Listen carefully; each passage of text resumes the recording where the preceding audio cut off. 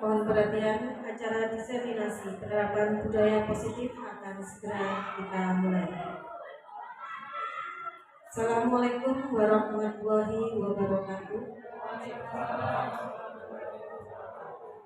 Selamat pagi, salam sejahtera bagi yang beragama lain.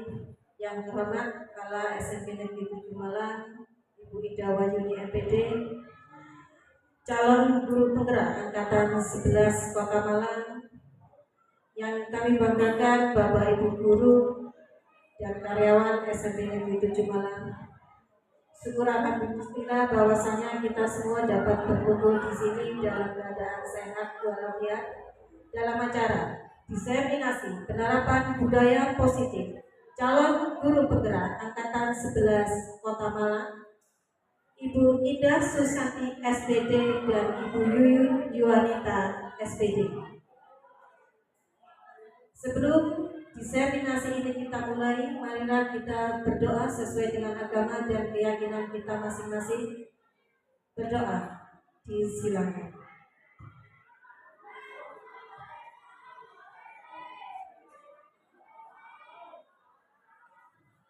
Selesai. Untuk kegiatan selanjutnya adalah diseminasi penerapan budaya positif yang akan disampaikan oleh Ibu Yuyun Yuanita. Kepada Ibu Yuyun kami persilakan.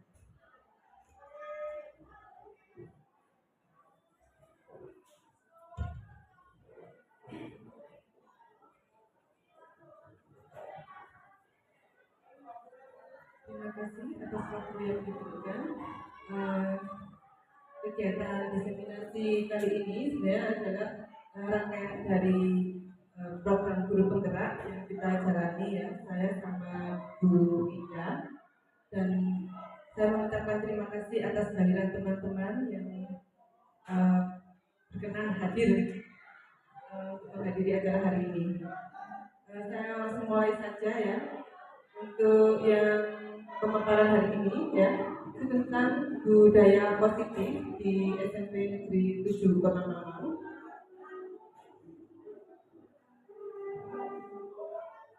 Di dalam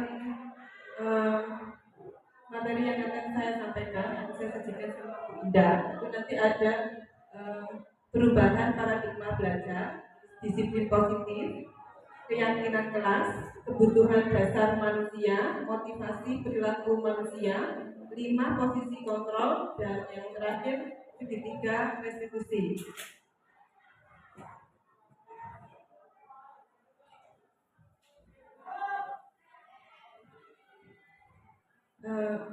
Sebelum memulai ke budaya positifnya, di sini kita sebagai guru penggerak, kemarin kita telah mendapatkan beberapa materi yang terkait dengan pembelajaran, dan salah satu sih sebenarnya yang mendasari semua materi yang kita pelajari di guru penggerak itu salah satunya adalah filosofi pendidikan menurut Ki Hajar Dewantara. Jadi kalau misalkan selama ini kan saya terus panjenengan juga menerima pembelajaran di kampus ya terkait dengan pembelajaran itu, setelah saya samakan dengan guru penggerak atau yang setelah saya ikuti di dalam guru penggerak itu beda ya, agak beda. Kalau di sini berdasarkan filosofi yang Dewantara, pendidikan itu adalah menuntun segala kekuatan kodrat yang ada pada anak-anak agar mereka dapat mencapai keselamatan dan kebahagiaan yang setinggi-tingginya baik sebagai manusia maupun anggota masyarakat. Jadi di sini kita perannya sebagai pendidik adalah menuntun mereka. Seperti kalau misalkan saya sama Bu Ida kan sudah punya anak ya. Jadi kalau misalnya kita menuntun anak kita, kita tidak akan langsung menuntutnya sampai ke mana tujuannya, tapi kita mengikuti dia itu berjalan kemana gitu ya. Kalau misalkan dia sudah mulai mau jatuh, baru kita akan mencoba untuk menolongnya. Seperti itu ibaratnya kalau di kehidupan sehari-hari ya. Kalau misalkan dalam konkretnya seperti itu. Sebelum menuju ke budaya positif ya, ini ada beberapa pertanyaan tematik ya dari saya. Yang pertama yaitu pemberian hukuman dapat mendisiplinkan siswa. Apakah itu menurut Bapak Ibu setuju dengan adanya hukuman akan mendisiplinkan siswa? Ada yang mau mencoba untuk menjawabnya?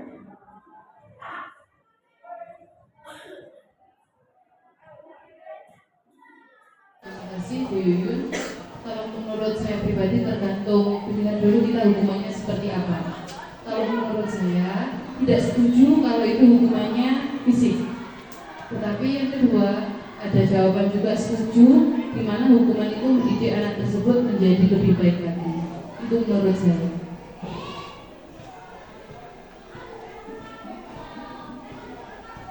Oke, terima kasih ya jawaban dari Bu Kahis tadi ya. Jadi di sini sebelum kita berlanjut ke budaya positif ya, nanti di dalamnya kita akan mempelajari apakah hukuman itu termasuk salah satu untuk mendisiplinkan siswa ya.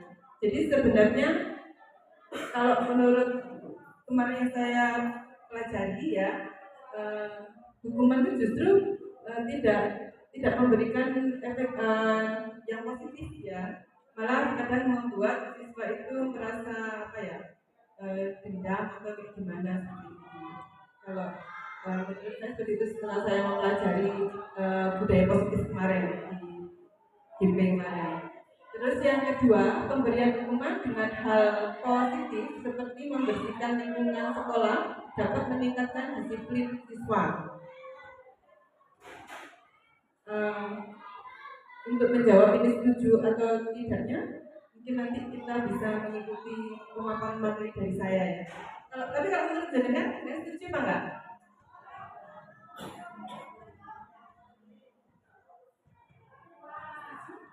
Setuju?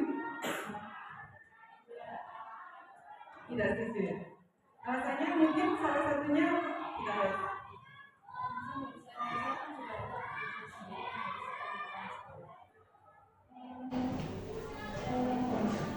Kalau hukuman membersihkan lingkungan sekolah, menurut saya itu saya tidak setuju Bu. Karena untuk membersihkan lingkungan sekolah kita sudah punya yang membersihkan lingkungan sekolah sendiri dan bukan malah pendidikan. Kalau diarahkan untuk membersihkan lingkungan sekolah, anak-anak malah senang karena tidak mengikuti pembelajaran.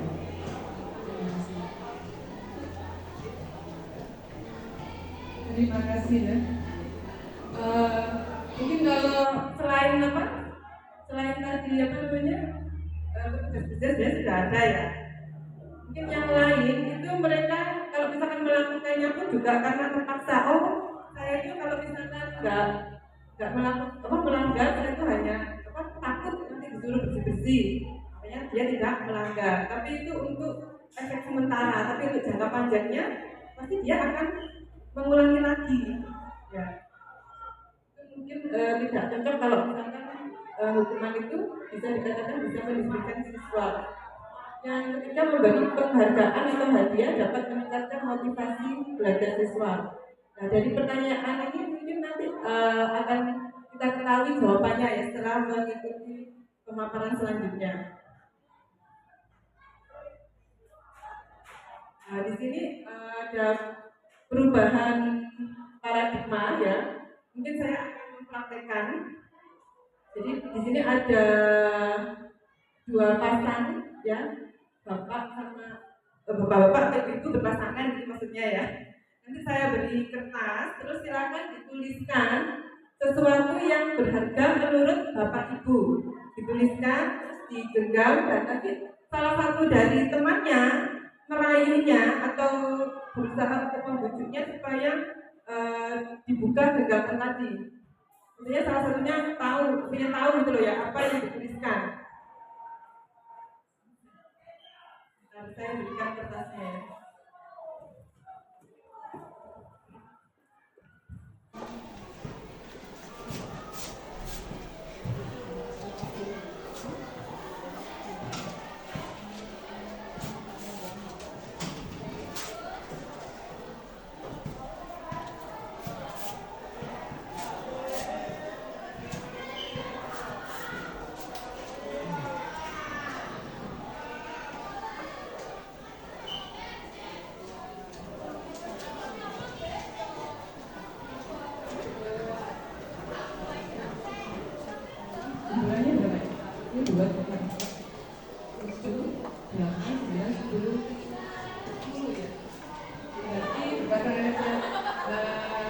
Bu Retno sama Pak Kato, Bu Aun sama Mas Ibu belakangnya.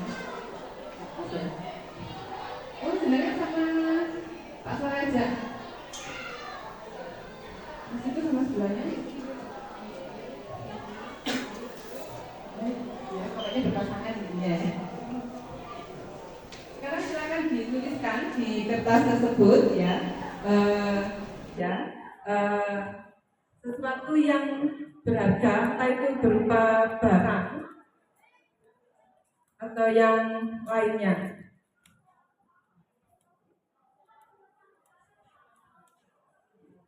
Yang berharga menurut panjenengan.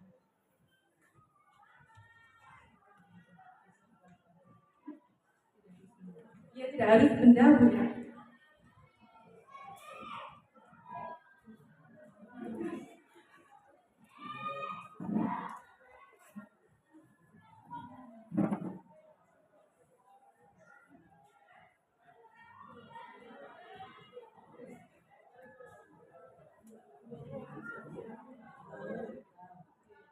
Diperkerat, terus nanti misalkan bisa kasih contoh misalkan Bu Retno sama Pak Karto ya. Nah nanti Bu Retno itu yang memegang kertasnya kan, Pak Karto itu berusaha ke Bu Retno supaya membuka genggamannya tadi. Bagaimana caranya?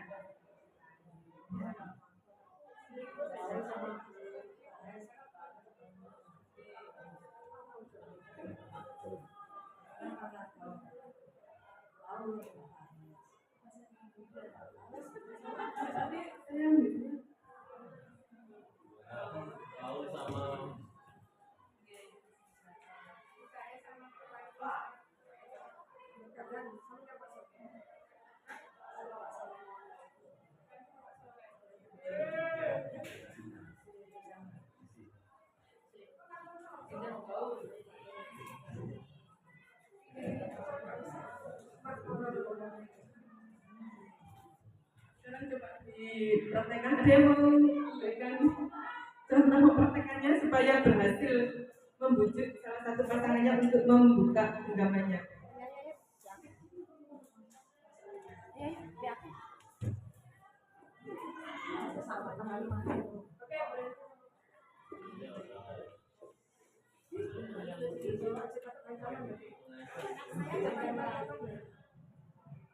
Saya sudah jinak.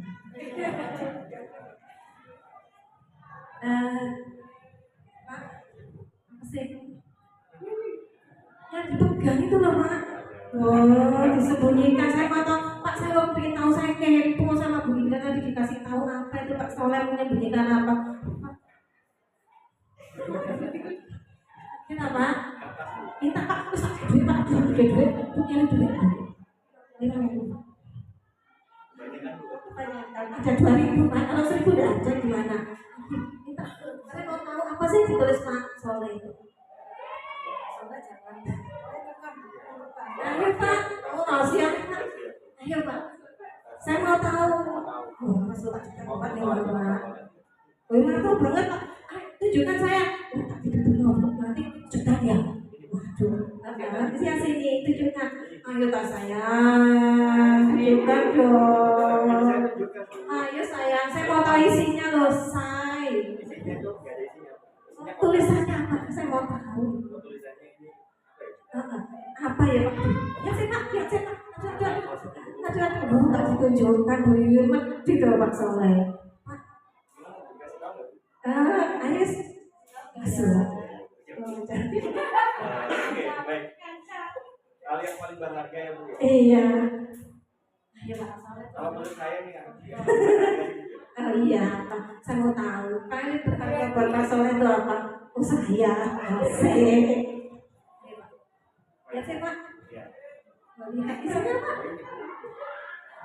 Ini tinggalnya sini Bu. Saya cari bukan. Yang paling berharga. Iya. Iya. Ayo. Oke baik. Oke, ditunjukkan asing. Yang paling berharga menurut saya itu adalah nyawa. Oh nyawa. Bu Yuyun, saya berhasil menggoda. Katakan apa?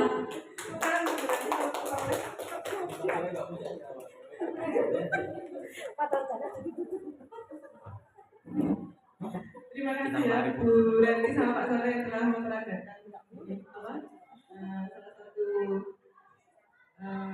ilustrasi ya.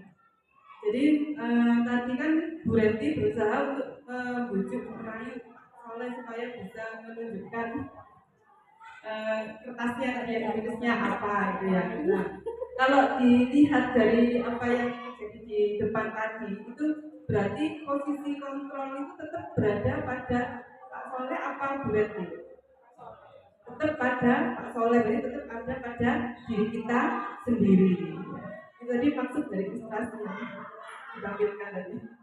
Jadi posisi kontrol tetap ada pada diri kita sendiri. Ya.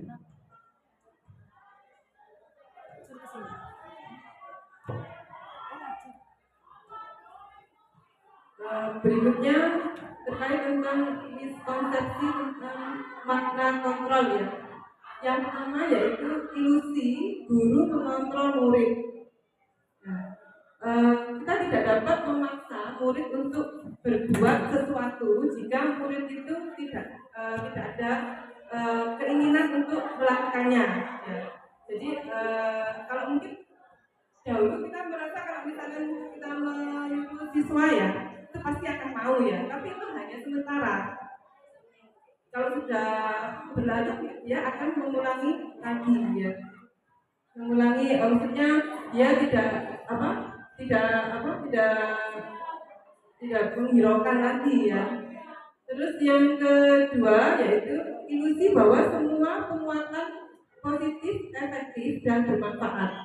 Ya mungkin dalam jangka waktu tertentu ini bermanfaat ya untuk positif, efektif dan itu bermanfaat untuk murid, tetapi lama kelamaan murid akan sadar ya kalau ternyata yang dia lakukan tadi itu bertentangan dengan hati nuraninya, maka dia akan melakukan sesuatu yang berbeda dari yang diinginkan si guru tadi ya.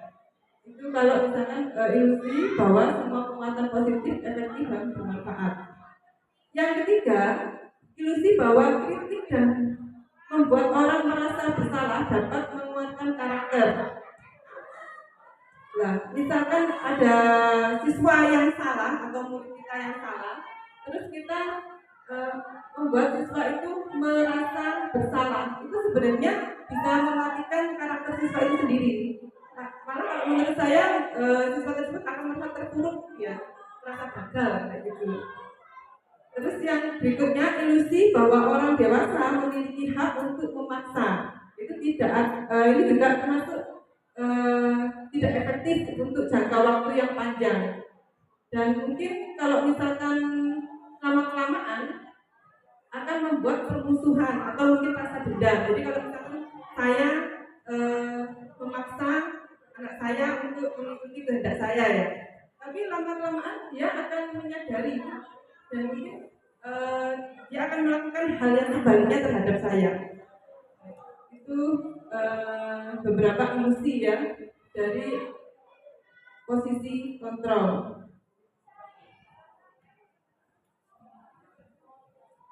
Selanjutnya yaitu perubahan paradigma stimulus respon kepada pendekatan teori kontrol.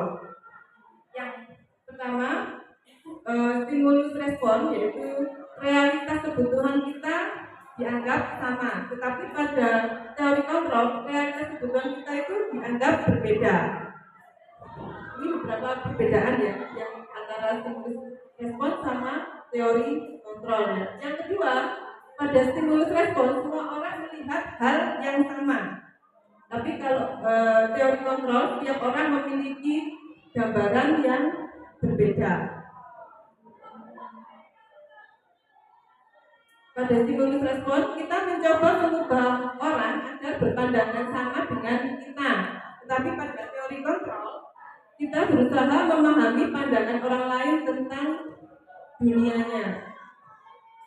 Yang berikutnya, perilaku buruk dilihat sebagai suatu kesalahan, itu kalau pada stimulus respon. Tapi kalau pada teori kontrol, semua perilaku memiliki tujuan. Nah ini misalkan seperti ini ya, siswa, kalau saya yang sering saya alami ya, siswa itu kan tidur di kelas ya, pasti kita akan menyalahkan siswa tersebut ya. Itu kalau menurut stimulus respon ya, perilaku buruk dilihat sebagai suatu kesalahan. Tapi pada teori kontrol kita hendaknya mencari tahu kenapa sih siswa itu kok bisa tidur di kelas, kenapa kok bisa tidak mengikuti pembelajaran dengan baik.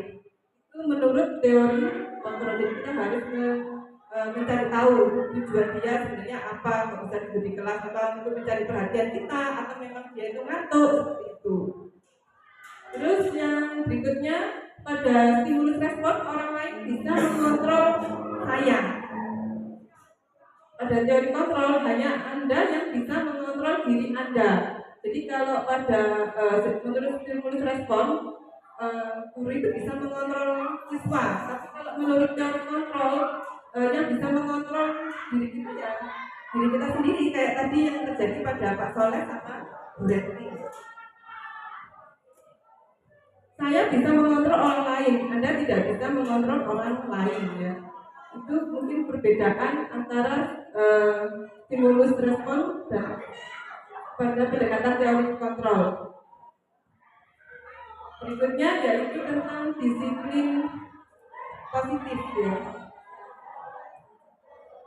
Bentuk kontrol diri yaitu belajar dengan kontrol diri agar dapat mencapai suatu tujuan mulia, yaitu nilai-nilai atau prinsip-prinsip mulia yang dianut seseorang, yang disebut dengan nilai-nilai kebajikan universal.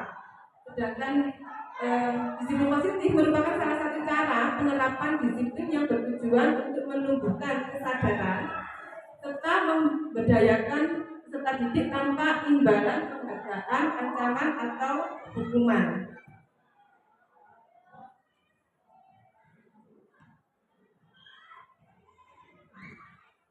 Nilai-nilai kebajikan yang bisa kita terapkan sebenarnya sudah ada di profil pelajar Pancasila ya. Ini di sini ada 6, yaitu beriman, bertakwa kepada Tuhan Yang Maha Esa, terus kedua mandiri, ketiga bernalar kritis, terus berkebinekaan global, bergotong royong, dan kreatif ya.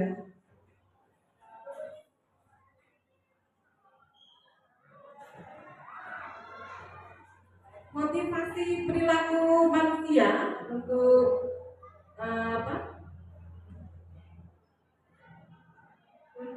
berbuat disiplin atau mematuhi peraturan, biasanya yang pertama yaitu menghindari ketidaknyamanan atau hukuman. Jadi misalkan anak tersebut mematuhi saya tidak akan terlambat datang ke sekolah, ya, dia itu pikirannya hanya ingin menghindari hukuman. Kalau misalkan telat nanti pasti akan dihukum sama bu guru kayak gitu. Terus yang berikutnya ingin mendapatkan imbalan atau penghargaan dari orang lain. Ini mungkin juga pernah saya lakukan di kelas ya, misalkan siapa yang bisa mengerjakan ke depan, nanti saya beri reward ini gitu ya. Nah sebenarnya ini juga tidak baik ya untuk motivasi intrinsik siswa itu sendiri ya. Jadi mungkin perlu dirubah. Terus yang ketiga, menjadi orang yang mereka inginkan dan menghargai diri sendiri dengan nilai-nilai yang mereka percaya. Ini juga bisa, kalau yang ketiga ini mungkin sangat cocok ya, dan perlu kita tanamkan pada diri siswa ya. Jadi kita harus berusaha kepada siswa ya untuk bisa memberikan menimbulkan atau memotivasi intrinsik supaya mereka itu bisa menghargai nilai-nilai yang mereka percaya.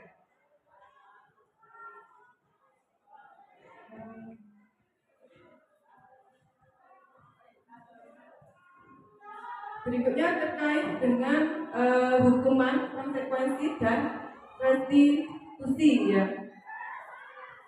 Jadi tiga hal ini mungkin berbeda ya. Jadi ada hukuman, restitusi, sama konsekuensi.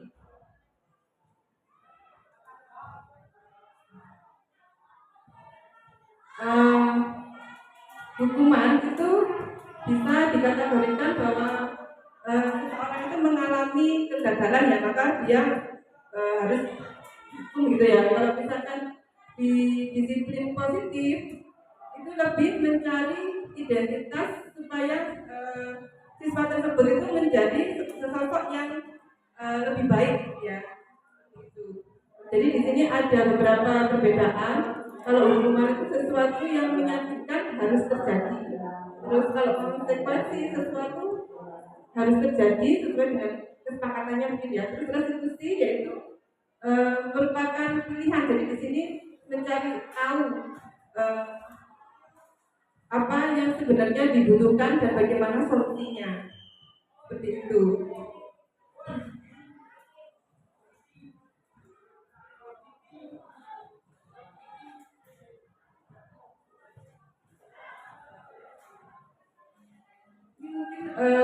Ciri-cirinya ya, jadi kalau misalkan hukuman itu bersifat tidak terencana atau tiba-tiba, terus murid tidak tahu apa yang akan terjadi dan tidak dilibatkan. Yang berikutnya yaitu hukuman bersifat satu arah tanpa melalui suatu kesepakatan berupa fisik maupun psikis murid atau anak, disakiti oleh suatu perbuatan atau kata-kata. Sedangkan untuk restitusi yang sudah terencana atau sudah disepakati suatu sudah dibahas dan disetujui oleh murid dan guru, terus murid mengetahui sebelumnya konsekuensi yang akan diterima bila ada pelanggaran. Terus berdasarkan suatu data yang umumnya dapat diukur. Jadi kalau misalkan mungkin yang perbedaannya jelas, kalau hukuman itu langsung tindakan ya, misalkan berbuat salah, sesuatu langsung ditindak dengan kamu harus melakukan hal ini gitu ya. Tapi kalau restitusi itu lebih mencari solusinya supaya siswa tersebut itu menjadi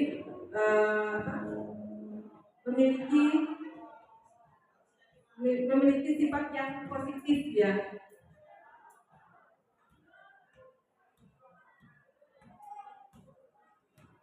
Ini ada beberapa contoh ya, mungkin Bapak Ibu bisa membantunya. Yang pertama, mencatat 100 kali di dalam buku kalimat, saya tidak akan terlambat lagi karena terlambat datang ke sekolah. Ini termasuk hukuman atau konsekuensi? Termasuk hukuman ya. Terus yang nomor 2, lari mengelilingi lapangan basket 2 kali karena terlambat hadir di sekolah. Hukuman. Yang ketiga, membersihkan coretan yang dibuatnya di meja tulis, termasuk hukuman atau konsekuensi? Termasuk konsekuensi.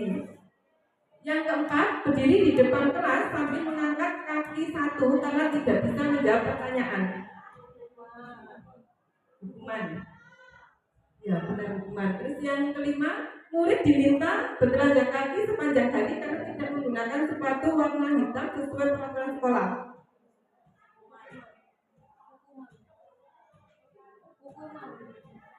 Ini yang kelima juga termasuk hukuman ya. Jadi ini beberapa tindakan yang contoh dari hukuman sama konsekuensi ya. Kalau saya melihatnya itu bedanya ya, kalau misalkan hukuman itu biasanya berlawanan dengan atau tidak sesuai dengan apa yang kita lakukan. Misalnya tadi mencatat 100 kali dalam buku kalimat, kalau dia itu terlambat karena datang terlambat ke sekolah, artinya nggak ada kaitannya ya mencatat sama datang terlambat. Tapi kalau konsekuensi itu antara yang dilanggar sama yang dilakukan ada kaitannya. Misalkan dia membersihkan coretan yang dibuatnya di meja tulis, itu karena dia sendiri yang mencoret meja itu, jadi sebagai konsekuensinya berarti dia yang harus membersihkannya.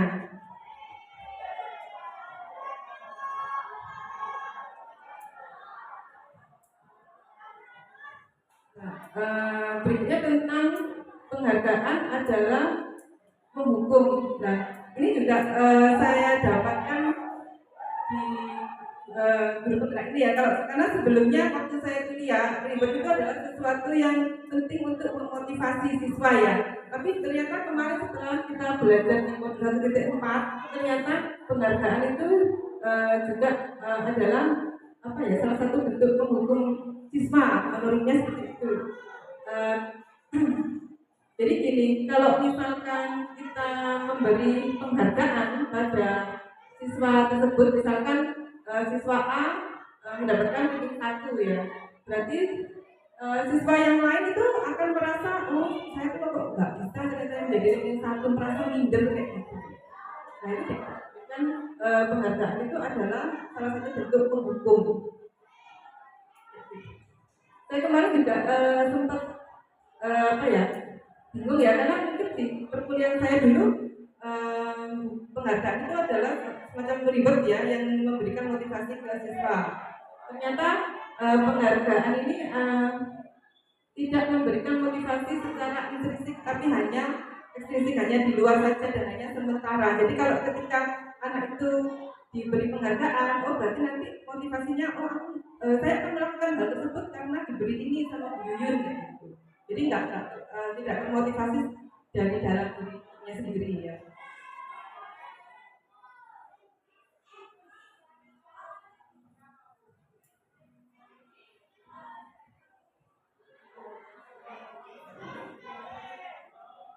Dalam penanganan masalah yang terjadi di sekolah, mungkin yang paling cocok daripada kita menghukum itu akan menyakitkan siswa, yang paling cocok adalah merestitusi siswa tersebut ya, yaitu di sini kita bisa menanamkan disiplin positif dan mencari solusi dari apa yang terjadi dari siswa tersebut.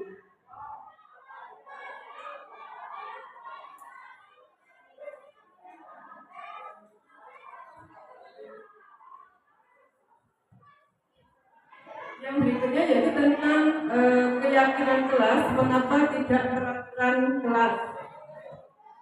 Yang pertama, mengapa kita memiliki peraturan tentang penggunaan helm pada saat mengendarai kendaraan roda 2 atau motor?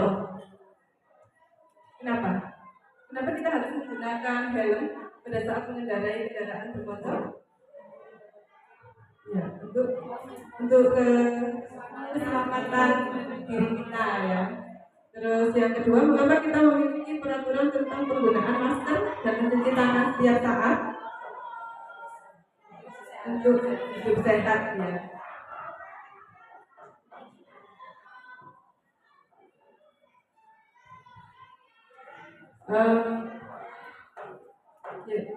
Berikutnya yaitu tentang prosedur pembentukan keyakinan kelas ya.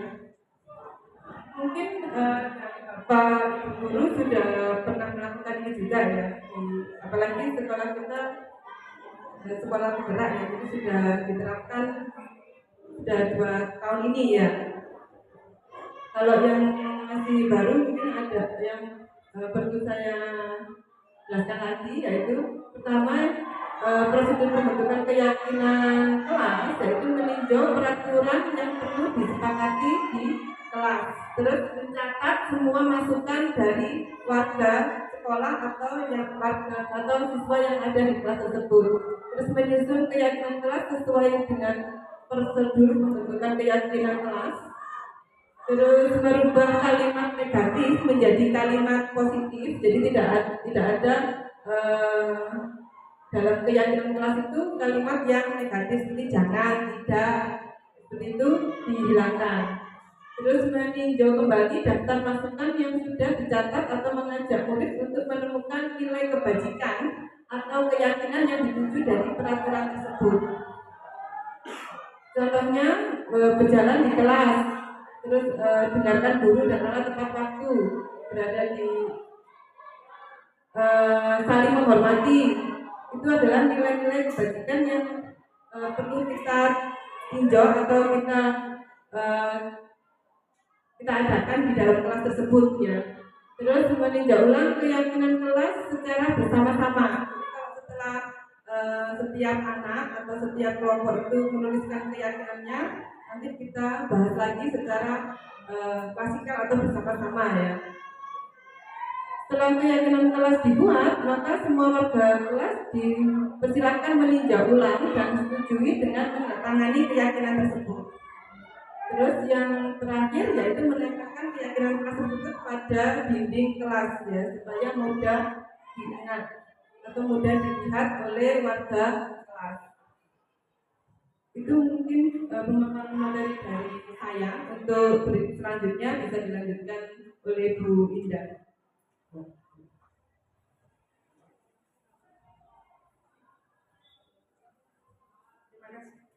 Terima kasih Bu Yuyun atas kesempatannya.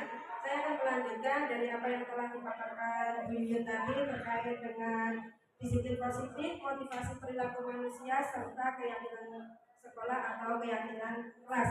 Nah, berikutnya saya akan memaparkan tentang 5 kebutuhan dasar manusia, 5 posisi kontrol, dan segitiga restitusi. Ini adalah berikut 5 kebutuhan dasar manusia. 5 kebutuhan dasar manusia yaitu 1. Kebutuhan bertahan hidup. Yang kedua, kasih sayang dan rasa diterima, yaitu kebutuhan untuk diterima. Ketiga, penguasaan, kebutuhan pengakuan atas kemampuan, kebebasan, serta kesenangan. Di sini saya akan menjelaskan satu persatu karena ini terkait sekali nanti dengan penanganan ketika melakukan segitiga restitusi.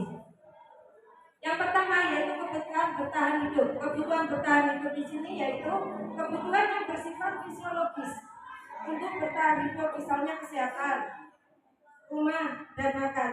Kebutuhan biologis sebagai bagian dari proses reproduksi, termasuk kebutuhan untuk tetap bertahan hidup.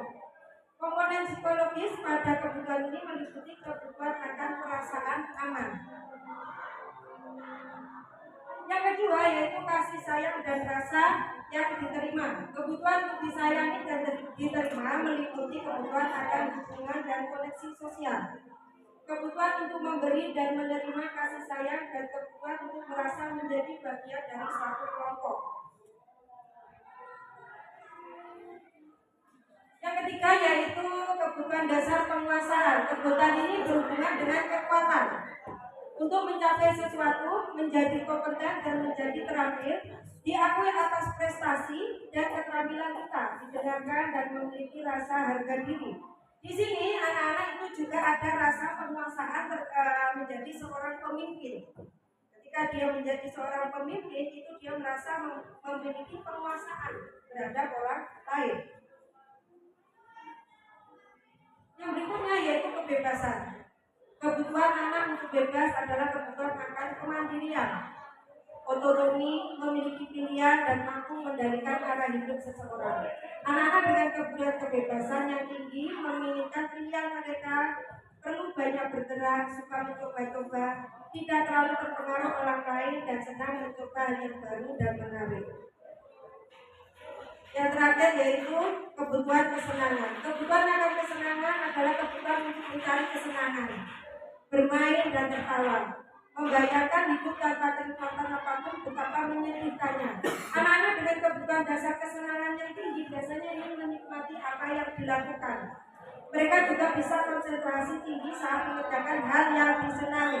Nah, dari 5 kebutuhan dasar inilah yang nantinya ketika kita melakukan menangani permasalahan siswa, kita harus mengacu pada 5 kebutuhan dasar. Karena apa? Setiap anak, setiap diri kita sendiri pun pasti punya kebutuhan. Kita, contohnya, kita bermain HP. Karena apa? Kita memenuhi kesenangan kita. Kita melakukan hal seumpama contohnya pembelajaran di kelas dengan metode PJPL, PPL, dan lain. Itu adalah kebutuhan akan kebebasan kita mengajar. Sama dengan anak-anak kita. Contohnya banyak sekali di kita. Anak-anak yang melakukan hal-hal yang mungkin menurut kita melanggar aturan. Tapi itu adalah kebutuhan anak sendiri. Contohnya anak ketika jam pelajaran dia keluar kelas. Kebutuhan apa? Yang mungkin dia yang tidak terpenuhi. Contoh anak keluar kelas. Ketika pembelajaran dia keluar kelas. Berarti ada kebutuhan apa yang tidak terpenuhi? Mungkin kesenangan dan kebebasan. Anak setiap hari datang terlambat. Apa kebutuhan dasar yang mungkin belum terpenuhi dari dia? Mungkin kasih sayang, ingin diperhatikan gurunya, mungkin ada rasa keinginan dan sayang dari orang lain, ingin dari orang tuanya ataupun dari gurunya. Dengan dia terlambat, otomatis orang tua akan dipanggil. Nah, dia melihat ketika orang tua itu dipanggil, datang nggak? Itu akan menunjukkan orang tuanya sayang nggak sama dia. Itu bisa. Mungkin ada anak kita ketika jam pelajaran tidur tidak mendengarkan. Apa mungkin? Nah, kebutuhan apa yang mungkin belum terpenuhi dari perilaku anak tersebut? Tidur ketika jam pelajaran. Mungkin gini aja contohnya, ketika jam pelajaran bahasa Inggris, anak tidur di jam pelajaran. Ketika jam pelajaran BK, anak mengikuti dengan baik. Kesenangan, bisa kesenangan anak. Jadi mungkin anak ketika jam pelajaran tertentu tidur karena dia merasa tidak senang dengan pelajaran tersebut, sehingga dia memenuhi kesenangannya dengan cara tidur dan lain sebagainya. Itu. Jadi apapun yang dilakukan oleh anak-anak kita, perilaku yang dilakukan oleh anak kita itu didasarkan atas 5 kebutuhan dasarnya tersebut, terpenuhi atau tidak. Contoh lagi, ketika siswa kita, ya intinya istilahnya itu anaknya nakal, ya, kita mungkin sering melakukan pelanggaran. Dia ingin teman-temannya itu mengakui dirinya. Itu kebutuhan apa yang mungkin belum terpenuhi? Pengakuan, betul. Dia ingin diakui, ini loh aku, karena pada dasarnya anak itu rasa pengakuannya tinggi, dia ingin diakui. Nah, untuk anak-anak kita, 5 kebutuhan dasar itu bila tidak dipenuhi, maka dia akan mencari segala cara untuk memenuhinya. Nah, di sini ada yang tanya kan? Lanjut, oke. Berikutnya yaitu 5 posisi kontrol. 5 posisi kontrol kita sebagai guru. Itu yang pertama adalah penghukum. Yang kedua, pembuat rasa bersalah. Yang ketiga, teman. Keempat, pemantau. Dan kelima, manajer. Nah, penghukum. Penghukum sendiri itu adalah seperti ini. Posisi penghukum menghardik, menunjuk-nunjuk, berkecak pinggang biasanya. Membentak hukuman secara verbal dan fisik. Tadi sudah dijelaskan sama Bu Yuyun terkait dengan hukuman. Contohnya tadi anak disuruh menulis 1000 kali bahwa saya tidak akan melakukan pelanggaran lagi. Anak-anak disuruh lari lapangan beberapa kali dan lain sebagainya. Itu adalah posisi kontrol penghukum. Biasanya pada posisi kontrol penghukum, kita sebagai guru tidak pernah menanyakan alasan kenapa dia melakukan pelanggaran. Jadi ketika anak melakukan pelanggaran, dia langsung dihukum tanpa kita proses apa yang menjadi alasan dia melakukan hal tersebut. Dampak dari posisi penghukum sendiri yaitu murid menjadi pendendam, tidak menyukai guru atau mata pelajaran tertentu. Nah, ini biasanya anak-anak yang dihukum itu sering sekali akan menghindari guru-guru yang merasa dianya itu tidak nyaman karena merasa sering dihukum. Dia sering menyebut, guru ini loh menakutkan dan lain sebagainya. Karena apa? Karena seringnya menghukum siswa yang merasa bersalah. Yang kedua yaitu pembuat rasa bersalah. Biasanya itu suaranya lembut, tenang, namun kata-katanya menyalahkan murid. Kamu gak kasihan ya sama Pak Linda, gini nanti Bu Linda ditegur lagi sama Bu Renti, kamu gak kasihan. Biasanya seperti itu, lembut tapi menekan kalimatnya. Menyalahkan murid dengan membuat guru menderita, seakan-akan itu kamu gak kasihan sama aku. Ini loh aku menderita atas perilakumu. Bisa contohnya kalimatnya bisa jantungan kalau ditegur bapak kepala sekolah. Contohnya tadi, kamu terlambat lagi, sekarang terlambat lagi. Habis ini kamu gak kasihan sama bunda, pasti dipanggil sama ibu KS, dimarahin lagi kamu gak kasihan. Nah, itu lembut tapi menekan. Dampak posisi ini murid merasa bersalah, identitas gagal. Jadi dia gagal. Karena saya merasa membuat guru saya dimarahi oleh orang lain. Anak menjadi tambah rendah diri karena identitasnya gagal. Dia merasa sangat terpuruk, dia merasa sangat bersalah dan menarik diri dari lingkungannya. Jadi di sini posisi ini membuat rasa bersalah ini harus kita hindari. Karena apa? Membuat anak dalam psikologi psikologisnya itu akan menjadi anak yang rendah diri dan seringkali menarik diri karena memiliki identitas yang bakal merasa sangat bersalah atas situasi yang dia lakukan. Yang ketiga berikutnya yaitu posisi teman. Posisi teman ini suara guru akan ramah seperti kita berteman pada umumnya, cenderung bersenda gurau untuk menghangatkan suasana. Jadi, ya apa kabarmu? Ini apa kejadian? Iya, ini apa ceritanya? Nah itu posisi kita sebagai teman. Kita menempatkan diri kita sejajar dengan siswa kita. Kita berperilaku istilahnya menggunakan intonasi suara sama seperti siswa kita, sehingga seakan-akan kita temannya mereka. Ini contohnya ketika ada kasus terlambat, biar tidak terlambat lagi, bikin senang ibu demi ibu ya, besok tidak terlambat lagi ya, biar ibu senang, contohnya seperti itu. Dampaknya apa? Murid akan tergantung dengan satu orang. Faktor ketergantungan tidak mandiri dan tidak bisa berpikir untuk diri sendiri. Contohnya, kelas saya sendiri sebenarnya salah, kemarin sudah saya ungkapkan ke Bida. Ketika jam saya, muridnya nggak ada yang keluar kelas, itu berarti hanya ketergantungan ke saya. Saya sebagai posisi sebagai teman. Ketika jam saya, siswa di kelas semua. Tapi ketika guru lain, siswanya keluar. Nah itu berarti ketergantungan. Contohnya ketergantungan kepada saya. Dia hanya bisa menurut dia bisa mengikuti aturan ketika jam saya. Itu contohnya. Pemantau. Di sini posisi kontrol pemantau yaitu bersuara datar, tidak emosional, tidak bersenda gurau ataupun menggunakan suara tinggi. Tercipta identitas diri positif atau berhasil. Memantau senantiasa pemantau. Ini biasanya pemantau itu berdasarkan dari aturan yang sudah dibuat oleh sekolah. Jadi pemantau itu melaksanakan apa yang sudah menjadi aturan tata tertib di sekolah, sehingga dilakukanlah konsekuensi dari apa yang sudah dilanggar. Contohnya, kalau datang terlambat, wajib membersihkan kelas selama 1 minggu.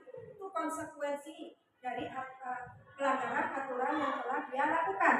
Contohnya lagi, ketika jam pelajaran dia tidur, konsekuensinya apa? Konsekuensinya dia ketika jam istirahat tidak boleh istirahat, harus mengerjakan tugas. Nah, pemantau itu posisinya seperti itu.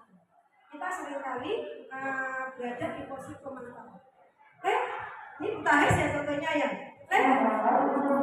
Kamu merokok, konsekuensinya apa nih? Jadi UTHS melaksanakan posisi kontrol sebagai pemantau. Dia menanyakan siswanya salah ini, konsekuensinya apa? Nah, kan kenapa UTHS menanyakan konsekuensinya? Karena siswa sudah tahu ketika dia melanggar ini, maka konsekuensinya ini. Itu pemantau.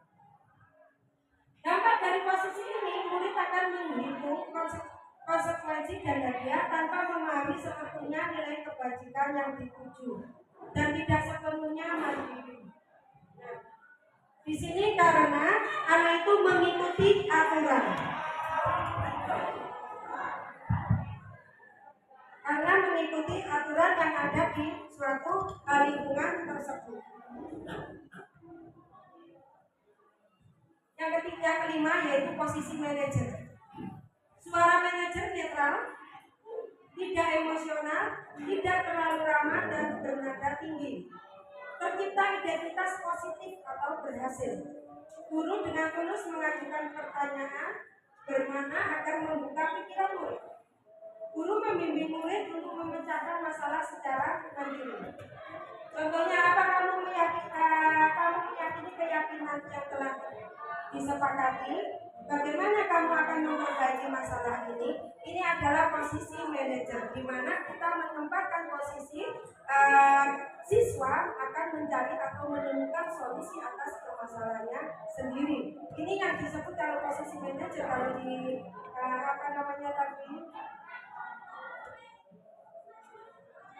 motivasi perilaku manusia, yaitu pada restitusi. Dampak dari posisi manajer manajer yaitu murid menjadi mandiri, percaya diri dan dapat memecahkan masalah. Karena apa? Ketika di posisi manajer, anak mencari solusi atas permasalahannya sendiri. Anak mengungkap apa yang menjadi alasan dia melakukan kesalahan. Anak mengungkapkan keyakinan apa yang dia langgar. Dari sini ada yang tanyakan tentang 5 posisi kontrol guru. Mana posisi kontrol paling tepat bagi guru? Manajer. Di antara 5 posisi kontrol, seorang guru yang paling tepat yaitu manajer. Posisi manajer mengacu pada restitusi yang dapat dijadikan sebagai manajer bagi diri sendiri sehingga tercipta identitas positif pada diri murid. Itu tumbuhnya kesadaran atau perilaku positif tanpa kita memberikan aturan-aturan. Jadi dia muncul dari motivasi intrinsik dari dirinya sendiri tentang apa yang akan menjadi solusi atas permasalahan. Nah, berikutnya yaitu restitusi, yaitu segitiga restitusi. Ini memang di sekolah kita sudah sering kali Ibu Kepala Sekolah membicarakan ini. Seringkali kita dalam memecahkan masalah untuk menggunakan segitiga restitusi, sehingga saya di sini hanya memberikan penguatan dan mensosialisasikan kembali, mengingatkan kembali bagaimana segitiga restitusi itu dilaksanakan. Segitiga restitusi itu adalah satu proses dialog yang dijalankan oleh guru atau orang tua agar dapat menghasilkan murid yang mandiri dan bertanggung jawab. Tahap segitiga restitusi sendiri itu yaitu 1. Menstabilkan identitas, dilakukan berdasarkan prinsip bahwa membuat kesalahan adalah proses pembelajaran yang nantinya dapat menggeser identitas gagal menjadi identitas sukses. Nah, bila anak-anak kita itu melakukan kesalahan, itu adalah merupakan suatu proses pembelajaran.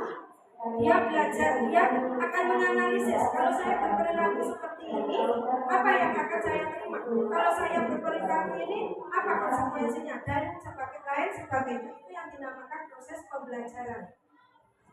Tahap kedua yaitu validasi tindakan salah. Dilakukan berdasarkan prinsip bahwa setiap perilaku berupaya memenuhi suatu kebutuhan tertentu. Sehingga guru atau orang tua akan bergeser dari pikiran stimulus respon menjadi proaktif, serta akan lebih mengenali dan mengakui kebutuhan murid. Di sini kita memvalidasi kebutuhan tindakan yang salah, seperti yang biasa dilakukan Bu Taes. Kamu tahu nggak kesalahanmu apa? Nah, dari situ itu Bu Taes sudah melaksanakan validasi tindakan salah. Anak mengungkap sendiri kesalahan apa yang telah dia buat. Jadi kita tidak perlu menuduh anak, tapi biar anak sendiri yang mengungkapkannya. Yang ketiga yaitu menanyakan keyakinan. Ini tahap yang terakhir.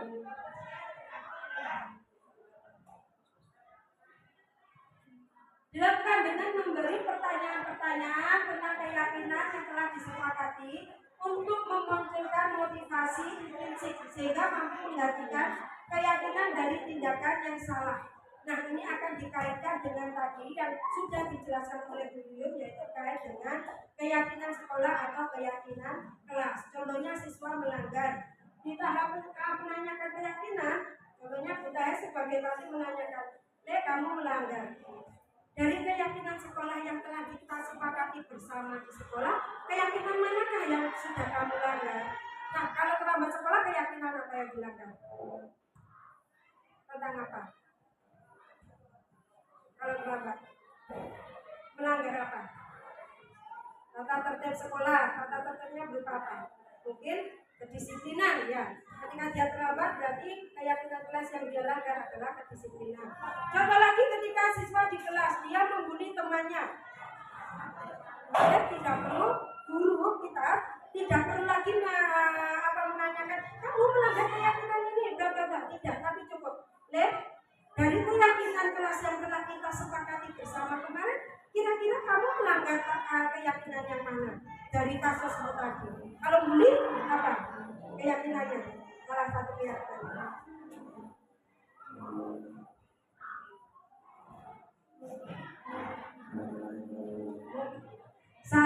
menghormati, betul, saling menghormati dan lain sebagainya. Nah, di posisi ini kita itu dipermudah, kita itu hanya mengirim siswa untuk menjawab apa saja yang menjadi permasalahan hingga dia menemukan solusi sendiri. Ini contoh dalam segitiga restitusi yang bisa diucapkan ketika untuk menstabilkan identitas. Setiap orang pasti pernah melakukan kesalahan.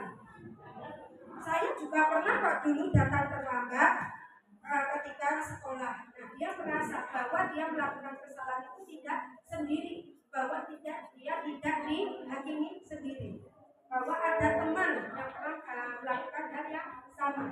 Kamu bukan satu-satunya pernah melakukan ini, sama. Jadi dia merasa bukan dia sendiri yang pernah melakukan hal itu. Ada orang lain juga pernah melakukan hal yang sama. Setelah itu validasi tindakan yang salah. Contoh kalimatnya, kamu tentunya punya alasan mengapa melakukan ini. Nah, dari itu kita gali alasannya apa sih dia melakukan kesalahan tersebut. Kita mendapatkan apa yang menjadi alasannya. Contohnya datang terlambat ternyata karena bajunya bocor, atau tadi belum sempat sarapan karena orang tuanya bangun kesiangan sehingga nasinya belum matang dan lain sebagainya. Itu di sini kita mendengarkan yang menjadi alasan dia melakukan kesalahan itu paham. Nah, berikutnya, adakah cara yang lebih efektif untuk mendapatkan apa yang kamu butuhkan? Nah, contohnya tadi dia tidur di kelas karena kurang menyukai pembelajaran. Nah, ditanyakan, adakah cara yang lebih efektif untuk mendapatkan apa yang kamu butuhkan? Ternyata dia bosan dengan bahasa Inggris itu karena dia tidak bisa bahasa Inggris. Nah, bagaimana agar kamu itu bisa mencari solusi, bisa mendapatkan hal yang kamu butuhkan seperti apa? Contohnya, boleh saya bawa Alfalin karena saya itu kesulitan berbahasa Inggris. Dia menemukan hal yang solusi atas apa yang menjadi kesalahan. Yang berikutnya menanyakan keyakinan. Keyakinan kelas apa yang telah kita sepakati? Tadi seperti saya katakan, ini contohnya tadi kalau kedisiplinan, mungkin kalau tidur di kelas itu adalah kedisiplinan dan tanggung jawab dan lain sebagainya. Kamu ingin menjadi orang seperti apa? Ini bisa ditanyakan ketika menanyakan keyakinan. Menurutmu orang tuamu itu ingin kamu nanti menjadi seperti apa? Itu juga bisa. Nah, dari proses segitiga restitusi ini, adakah proses yang merugikan siswa? Betul, tidak. Kemarin saya sempat tanya, menurut Bapak Ibu sendiri gimana? Apakah dari 5 posisi kontrol yang terbaik adalah manajer? Apakah posisi 4 kontrol yang lain itu salah? Kenapa ada yang mau jawab? Apakah 4 posisi kontrol itu salah? Ada yang mau jawab kenapa tidak salah? Mungkin bisa melihat situasi. Kadang kita juga memposisikan sebagai manajer dan memposisikan sebagai yang lain tergantung kondisi kelasnya seperti apa dan butuh penanganannya seperti apa. Jadi tidak ada yang salah di posisi kontrol 5 tadi. Betul sekali Pak Wahyu, terima kasih. Benar, kita berkomposisikan diri dalam situasi dan kondisi tertentu. Memang yang terbaik adalah manajer, namun tempat posisi kontrol yang lain itu juga tidak sepenuhnya salah. Contohnya, karena apa? Siswa, anak-anak itu bila tidak mengikuti suatu aturan-aturan yang dibuat kita sebagai pemantau ya. Tentunya kalau aturan berarti kita sebagai pemantau. Anak akan sulit sekali menemukan namanya suatu keyakinan. Kalau anak sudah sering melakukan suatu aturan, maka timbul juga suatu keyakinan positif pada diri anak itu sendiri. Terima kasih. Sampai sini dibuka Bu nanti untuk sesi tanya jawab.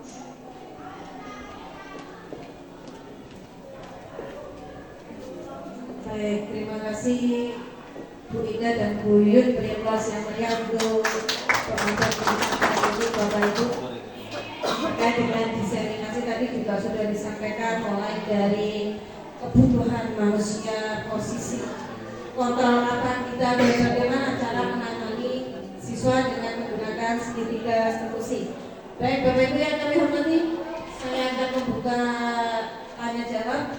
Kalau ada yang perlu ditanyakan atau bagaimana sih menyelesaikan masalah yang berada di kelas Anda, mungkin bisa disampaikan. Saya buka, silakan untuk pertanyaan pertama. Wahyu, monggo.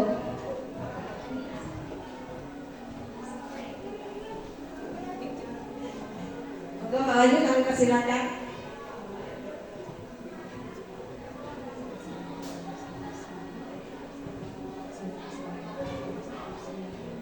Terkait segitiga restitusi mati ya.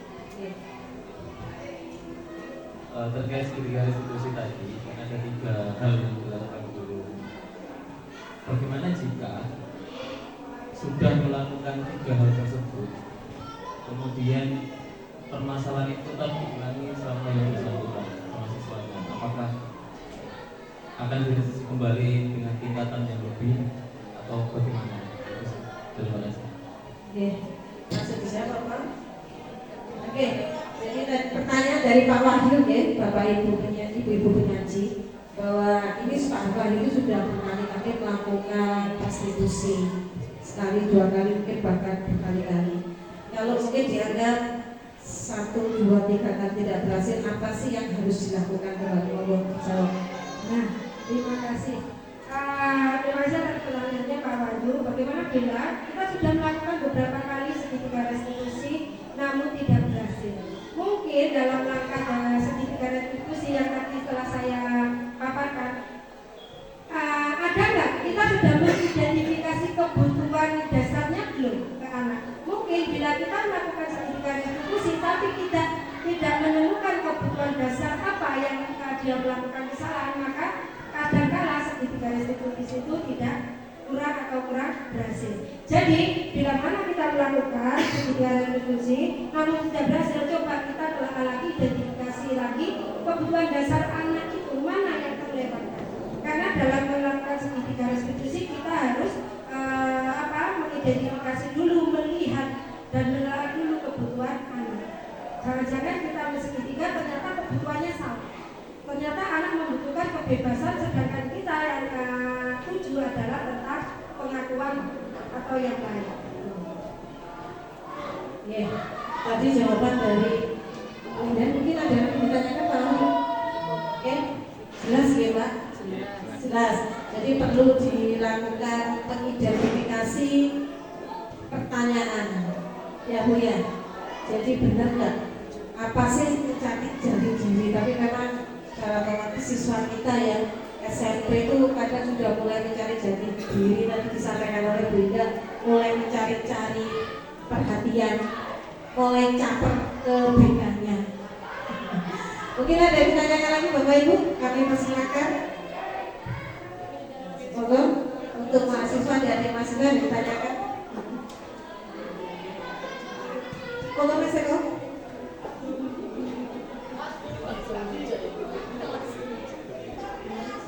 Baik, terima kasih atas kesempatannya Bu. Untuk mungkin yang saya tanyakan, sekarang kan lagi marak-maraknya terkait dengan kasus bullying ya. Pertama mungkin siswa-siswa kita mungkin saya lihat mungkin ada beberapa. Nah, untuk menyelesaikan kasus seperti bullying ini dengan segitiga restitusi itu seperti apa? Terima kasih. Saya bertanya dulu ya. Di beberapa permasalahan di sekolah kita, yaitu yang sering marah adalah kasus bullying.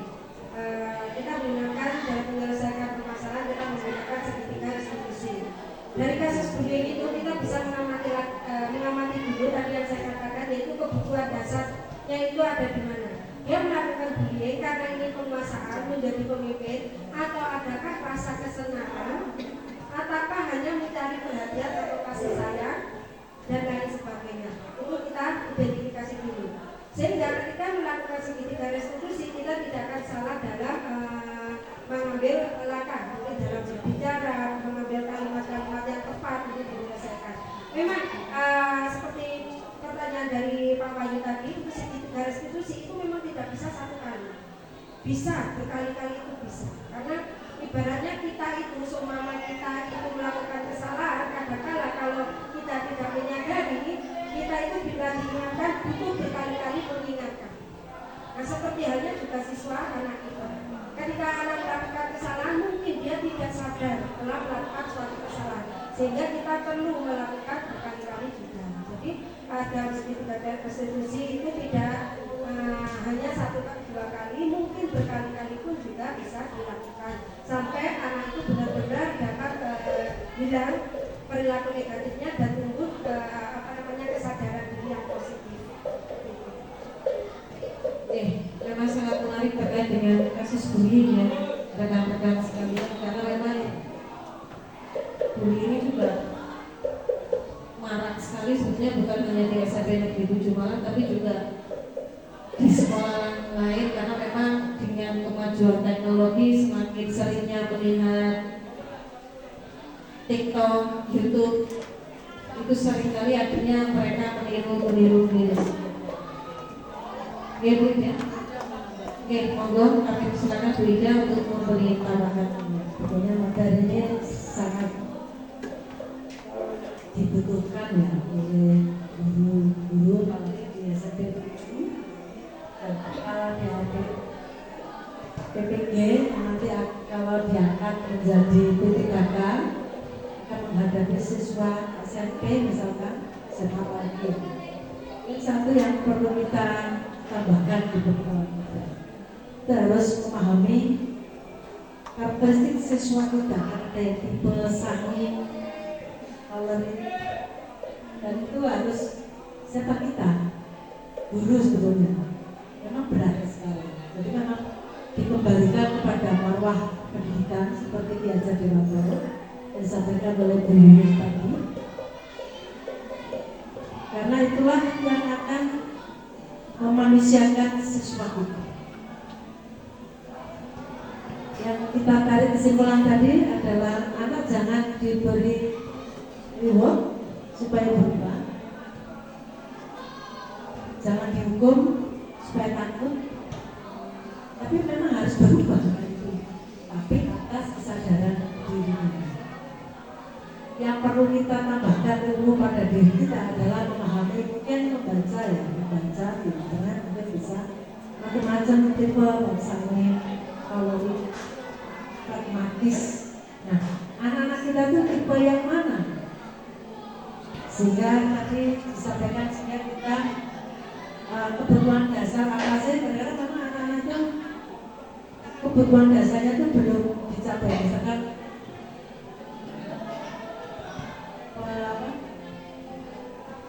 dia butuh dikenal oleh orang sekitar.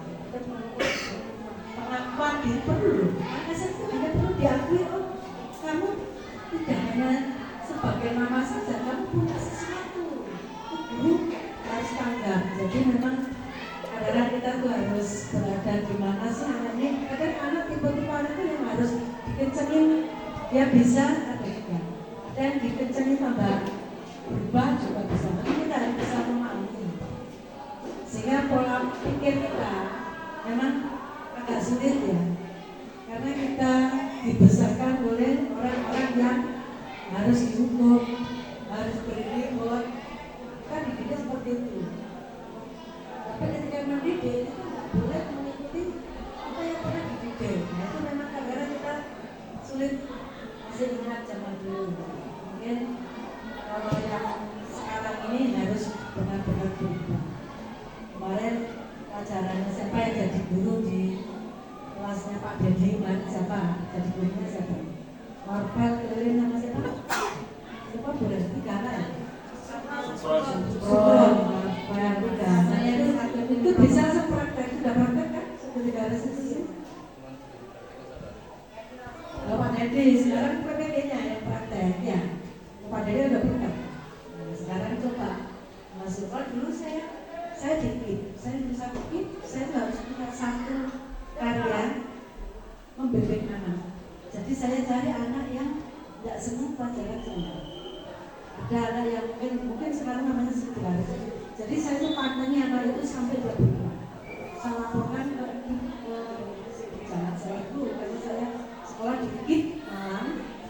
itu wajib dulu. Nah sekarang itu karena best practice ada nggak PPK? Kalau yang belajar itu ada best practice. PPK ada bukan? Ya satu anak. Kalau PTK kan satu kelas. Tapi best practice anak kasus. Nah, itu dikasih ada ya. Kalau di Jajak ada. Itu jabatan ada. Nah itu memang harus berproses. Mumpung ada guru pamongnya. Nanti kalau udah lulus mau tanya siapa. Mungkin nanti belajar lagi, bilang ke Pak Dedi, mumpung masih ada waktu 1 bulan lagi. Kurang dari 1 bulan. Nah, ini mumpung di sini daripada dilepas nanti tanyanya bingung sama Pak Dedi. Sekarang Pak saya mau coba sekedar institusi satuan aja. Nah, itu biar jadi abot tak dari guru, abotnya. Kan yang namanya profesional sekarang. Jadi profesional artinya apa? Dan semua orang bisa jadi guru sekarang. Kalau zaman dulu boleh lah. Lulus SMA, lulus intermediate, belajar sehari itu berani ngajar dulu sekarang ya, karena kompleks, kan permasalahannya itu kompleks. Kalau enggak psikis anak itu sedang tidak baik-baik saja. Psikisnya anak itu. Siapa yang manusia itu? Komputer dan sebagainya itu. Itu mungkin tadi menjawab dari Pak Wahyu dan sebagainya berkali-kali. Oh berkali-kali berarti tidak pas gitu. Harus diubah. Berarti kita harus belajar lagi. Ya tidak nyerah lah. Kemudian tim-timnya itu sudah mulai pintar cari cara sampai mengurangi yang terlambat dan sebagainya. Tapi itu nanti harus tetap didampingi yang mungkin dengan segitiga revisi dari wali kelasnya supaya sadar. Ini kan anak-anak mungkin supaya tidak kena tatip aja, tapi belum sadar. Untuk menyadarkan itu harus segitiga revisi. Jessica Wongso juga dari 20 tahun jadi 8 tahun wajahnya kan dia ikhlas lebih sabar ya. Wajahnya kelihatan kemarin dapat remisi bebas bersyarat kan Jessica 20 tahun jadi 8 tahun dibebaskan. Mungkin itu terima kasih ya Bu Yuyun sama Bu Ida ini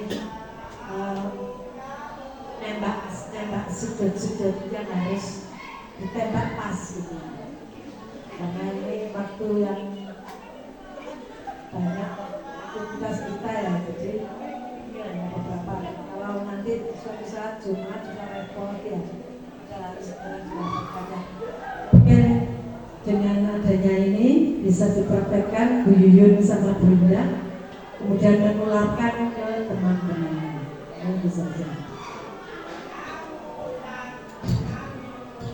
Terima kasih. Sampaikan kepada Bu Ida. Mungkin ada pertanyaan lagi, oke, Bu Nina. Monggo Bu Nina.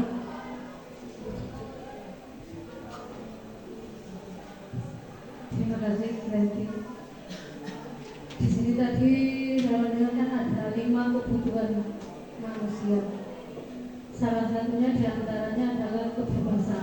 Selama ini saya mencari bagaimana caranya mengatasi atau memenuhi yang kebebasan gitu.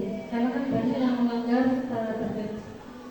Jadi itu saja. Jadi bagaimana caranya kita memenuhi kebutuhan yang butuh kebebasan itu yang selama ini sudah kita sudah berikan.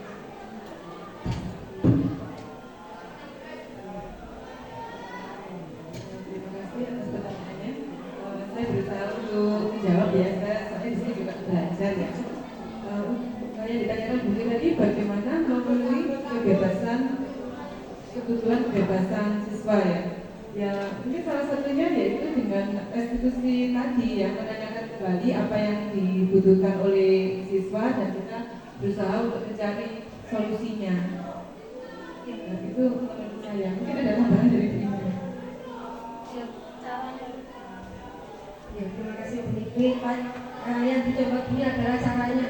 Bagaimana caranya kita memenuhi kebebasan siswa di mana setiap anak itu memiliki rasa kebebasan yang berbeda-beda. Salah satunya tadi seperti kebebasan saya berangkat sekolah jam 7 itu kebebasan saya bagaimana dan lain sebagainya. Itu kebebasan itu rasanya begitu. Saya bebas mengekspresikan diri saya. Nah, solusinya bagaimana? Tadi sudah di-spill ya sama Bu Yuyun. Kita dalam melakukan segitiga restitusi mencari solusi apa yang menurut dia itu kebebasan apa yang perlu dia yang menurut dia itu betul. Mungkin kebebasan salah satunya siswa ketika terlambat saya inginnya pukul jam segini. Nah, ketika kebebasan yang dia inginkan itu tidak sesuai dengan apa yang sudah menjadi keyakinan sekolah, bagaimana kita menyiasatinya? Maka diambil jalan tengah, kita dalam segitiga restitusi melakukan dialog antara guru dengan siswa sampai menemukan titik temunya poin tengah mana yang paling baik untuk dilakukan bersama. Terkait dengan siswa juga kebebasan di kelas maupun yang lain. Kalau saya ngomong mungkin mudah ya ngomong seperti itu, tapi ternyata prakteknya sangat sulit. Ketika siswa itu kita beri istilahnya memenuhi kebebasannya, ternyata dia itu tidak dapat melakukan sesuai dengan aturan yang ada juga, sehingga istilahnya itu keluar dari jalur yang ada. Sebenarnya kebebasan di sini juga tetap sesuai aturan yang berlaku. Makanya dari 5 kontrol tadi yang terbaik adalah manajer, sedangkan yang 4 itu juga tidak salah. Menjadi seorang pemantau itu juga tidak salah, karena apa? Siswa pada dasarnya siswa atau anak-anak itu ingin mencari pengalaman dalam hidup, ingin melakukan semua yang dialami itu sebuah bentuk pembelajaran. Sehingga kita sebagai pemantau seringkali harus mengingatkan keyakinan atau aturan di sekolah apa yang ada yang perlu kita taati, sehingga tetap posisi 4 posisi yang lain itu tetap kita butuhkan. Kamu enak ya bunyi, tapi ternyata melakukannya juga termasuk sulit. Terima kasih, sebenarnya akan ditambah Bu Ida.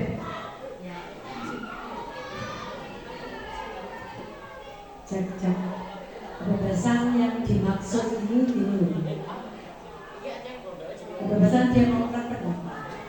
Kadang-kadang anak-anak tidak diberi ruang untuk mengeluarkan pendapat. Ya bukan dia melanggar aturan itu bebas itu bukan. Karena belum di segitiga restitusi siapa harus. Hanya sekarang itu barulah dan guru. Kemarin sudah dilaksanakan penerapan deposit itu tiap guru. Sekarang agak lumayan pakai sepatu, kalau sepatu itu kan dilepasnya. Ya memang seperti itu. Jadi gini loh, kebebasan misalkan anak itu di dalam belajar itu bebas seperti apa? Mungkin tidak hanya duduk saja. Nah gurunya harus punya inovasi dalam pembelajaran, entah keluar biasa enggak. Nah, kebebasan bukan kebebasan yang melanggar, bukan berarti harus jam enggak. Ada keyakinan atau aturan yang memang harus ditaati bersama. Karena sekolah punya aturan. Ketika anak tidak sesuai itu, bahasa ada yang harus bicara. Karena tidak terbiasa disiplin di rumahnya bisa juga. Bukan berarti anak itu ingin bebas, bukan. Artinya dia tidak bisa mengikuti aturan, karena sekolah punya aturan juga. Bukan berarti penerapan disiplin positif kita itu lepas tidak punya aturan. Tetapi mengajak anak-anak untuk disiplin dengan kesadaran sendiri. Tidak dilakukan secara umum, tapi memang harus individu. Memang yang melakukan adalah wali kelas atau guru mengajar saat ini. Kebebasan anak misalkan dia tuh ingin bermain bola, main HP, tapi kan ada waktunya gitu. Berapa menit? 20 menit selesai ya. Jadi dalam hidupnya ada, oh ya aku ada bermain, kan aku kan anak itu disuruh sinau, terus mengaji, kapan gitu. Nah itu mungkin bermainnya itu bebasnya itu adalah bebas. Ada kan manusia itu tidak inti, maksudnya itu ide-idenya itu ditekan. Aku tuh aku mau lihat keluar, aku mau belajar di luar. Kita sudah fasilitasi anak ini P5-nya keluar kan.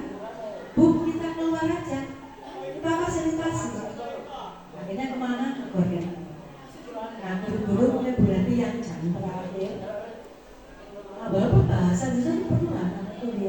coba kamu deskripsikan, tulis saja. Nah itu kebebasan anak untuk ya dialog ketika anak ini. Bu, P5, kenapa nak? Nggak di kelas terus. Nah, tapi kan harus ada inovasi dalam pendidikan. Itu kebebasan anak di situ. Dan itu jadi mungkin memang harus ditekankan bahwa penerapan disiplin positif bukan berarti kita nggak punya aturan, salah. Tetapi mengajak anak itu memiliki disiplin atas kesadaran sendiri, tapi yang memang capek. Sehingga kenapa anak terlambat itu harus didamping wali kelas, itu harus dicari penyakitnya. Kemudian harus dia tahu wali kelas kemudian BK bisa menambahkan mungkin dia cirinya koleris atau pragmatis atau sanguin. Nah, itu cara pendekatannya kan berbeda-beda. Mungkin pendampingnya beda nanti ya. Tipe-tipe itu mungkin ada materi itu. Nah teman-teman diberi, saya mau cari juga sulit, itu mungkin nanti diberikan ke teman-teman sehingga teman-teman itu ada pengetahuan tambahan ketika melakukan segitiga restitusi. Jadi nggak sekedar, oh saya sudah segitiga tapi nggak berhasil, padahal belum sebetulnya. Kalau sudah melakukan tapi hasilnya nggak ada, belum pas caranya. Mungkin itu saja. Jadi ya memang harus diingatkan lagi penerapan disiplin positif tetap harus dimiliki oleh setiap guru, tidak capek-capeknya, tapi bila tadi menggandeng ya mungkin itu ada tipe-tipe anak yang sering berulang. Mungkin kalau sudah mentok ya kita kalau kerjasama dengan psikolog datanya harus lengkap. Sudah diomisi, sudah dilakukan apa saja. Nah ketika melakukan sudah harus disusun pertanyaannya apa saja dan tuliskan. Jadi tidak sekedar bertanya saja sudah capek. Memang agak capek kita sih. Karena lama. Kok banyak anak yang harus diajak untuk disiplin positif secara kesadaran. Mungkin itu saja teman-teman saya. Terima kasih Bu Ida. Kebebasan di sini tadi kalau dilihat apa yang disampaikan Bu Ida tadi ya dibatasi, bukan langsung diputus gitu ya, tetapi dibatasi. Kalau dari Bu Ida tadi kan kita mencari identifikasi dulu lah masalahnya, dia mau yang mana seperti itu. Jadi bukan dibebaskan bebas kemauannya mereka, tetapi kita batasi sesuai dengan kebutuhan siswa. Ada yang ditanyakan Bapak Ibu kembali? Tidak ada? Ada yang ditanyakan? Sudah cukup ya? Sudah lebih dari 60 menit Bapak Ibu yang kami hormati. Jadi kalau saya simpulkan dari kegiatan kita hari ini adalah, kalau mengambil dari apa yang disampaikan Bu Ida, kita dulu ya dididik dengan kekerasan ya Bu Ida ya. Saya pernah cukup guru saya kaki berdiri satu, tangan pegang, itu zaman dulu ya, dilempar penghapus. Pernah Mas? Oh pernah. Tapi sama-sama merasakan. Jadi kita dididik dengan kekerasan. Tetapi kalau sesuai apa yang disampaikan oleh Bu Ida tadi, sesuai dengan arahan dari Diajar Dewan Guru, kalau kita kutip, didiklah anak kita sesuai dengan zamannya. Jadi kita harus mendidik siswa kita sesuai zaman sekarang, bukan lagi zaman kolonial, dilempar, dihukum berdiri, disuruh lari keliling, tidak, tetapi dengan pendekatan yang baik. Pendekatan apa itu? Itu tadi segitiga restitusi. Baik Bapak Ibu yang kami hormati, mungkin untuk kegiatan diseminasi disiplin positif yang disampaikan oleh JGP Angkatan 11 ini kita cukupkan sampai sekian. Kalau awal tadi kita awali dengan berdoa, mari kita sama-sama membaca basmalah, hamdalah, mengingat kegiatan kita dari awal sampai dengan akhir tadi berjalan dengan lancar. Kami persilakan. Bapak Ibu yang kami hormati, saya selaku pembicara mohon maaf jika ada salah kata. Billahi taufiq wal hidayah. Wassalamualaikum warahmatullahi wabarakatuh. Waalaikumsalam.